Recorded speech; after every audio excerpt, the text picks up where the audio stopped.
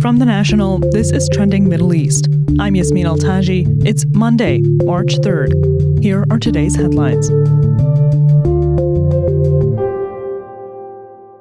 Israel over the weekend suspended the entry of all goods and supplies into Gaza. The move was announced Sunday after Hamas refused a U.S.-backed plan for a temporary ceasefire over the period of Ramadan and Passover.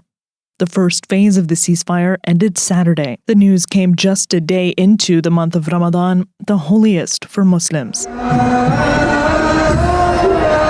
Earlier on Sunday, the office of Israeli Prime Minister Benjamin Netanyahu announced it would adopt the new proposal put forward by U.S. President Donald Trump's Middle East envoy Steve Witkoff. That proposal would cover Ramadan, due to end late March, and Passover, lasting through mid-April. Meanwhile, at least 4 people were killed and 6 others injured in Israeli attacks across the Gaza Strip on Sunday. That's according to the enclave's health ministry. And U.S. Secretary of State Marco Rubio said he has signed a declaration to use emergency authority to help deliver about $4 billion in military assistance to Israel. It all comes as the fate of the ceasefire remains in flux.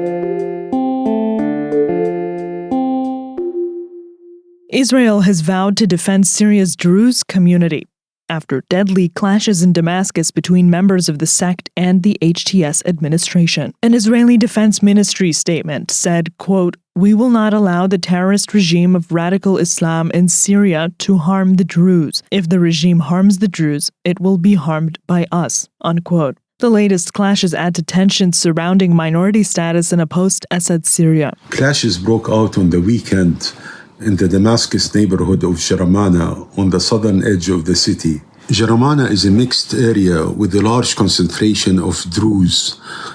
It is a minority community among many in Syria. Khalid Yaqub always reports. The Druze are also present in Israel, Jordan, and Lebanon, but their links to Israel is especially important in the context of the latest clashes. Israeli Prime Minister Benjamin Netanyahu and other Israeli officials have vowed to protect Syria's Druze.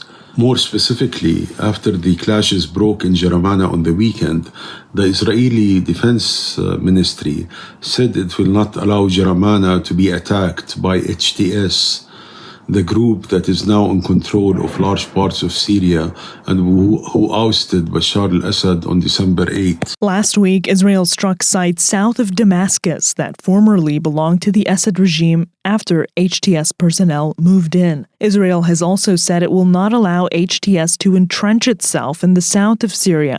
Israel attacked HTS positions in southern Syria, the area that comprises the governorates of Quneitra, Dar'a, and also Suwaida, the heartland of the Druze minority sect.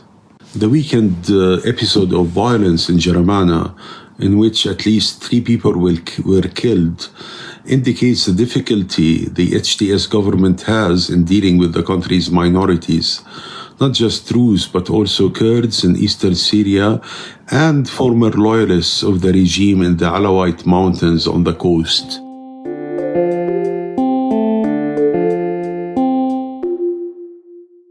European leaders gathered in London on Sunday for a crucial summit on Ukraine. It's focused on the future of Europe's security during what UK Prime Minister Keir Starmer described as, quote, "a moment of real fragility," unquote.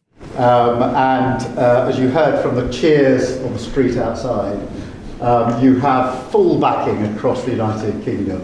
And we stand with you, with Ukraine, for as long as it may take. It comes as U.S. support waivers for both NATO and Ukraine and follows an unprecedented confrontation between U.S. President Donald Trump, Vice President J.D. Vance, and Ukrainian President Volodymyr Zelensky in the Oval Office last week. Your country is in big trouble. Can I Wait a answer? minute. No. You've done a lot of talking. Your country is in big trouble. I know. You're not winning. You're not winning this. You have a damn good chance of coming out okay because of us. Mr. President, we are staying. Mr. Starmer is positioning Britain and Europe as the chief defenders of Western democracy. That's all for this morning's headlines. You can get these stories and follow live updates at our site. Yasmin Al-Taji, The National.